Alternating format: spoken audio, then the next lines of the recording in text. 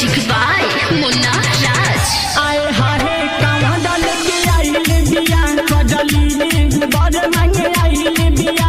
आए हाय कावड़ लेके आइल बिया कजली बड़ मांगे आइल बिया।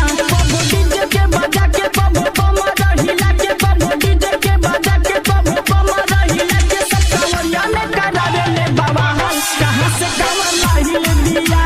आए हाय बड़ मांगे आइल बिया पूजावा गजब कावड़ लाइल बिया। कावड़ में भर के देख गंगा जल आइल बिया बाप रे पैदल दे दी है भोले बाबा जह दीजे फल जाइए करिया सो जिंदगी बदल।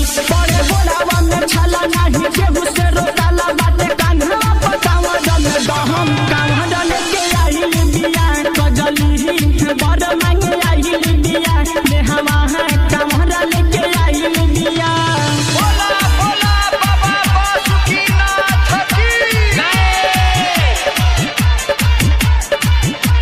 राज स्टूडियो स्टेशन रोड सुगौली। आप सुन रहे हैं डीजे साजिश रिवाइल म्यूजिक को। अरे राज अरे राज अरे राज। आए हाय कावड़ लेके आइल बिया कजली बड़ मांगे आइल बिया। आए हाय कावड़ लेके आइल बिया कजली बड़ मांगे आइल बिया। बबू डीजे के बजा के बबू कमर हिला के बबू डीजे के बजा के बबू कमर हिला के सब कावड़िया में करावे ले बाबा कहां से कावड़ लाइल बिया।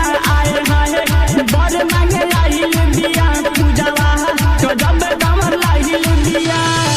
पहिला सोमहारी के आइल बिया राइटर विकास के नाम बताइले बिया।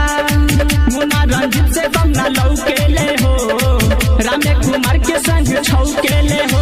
लेके आइल बिया आस मांगे दुल्हा झकास भइल बिया देख बड़ा खुशहा कावड़ लेके आइल बिया कजली बड़ मांगे आइल बिया। आए हाय कावड़ लेके आइल बिया।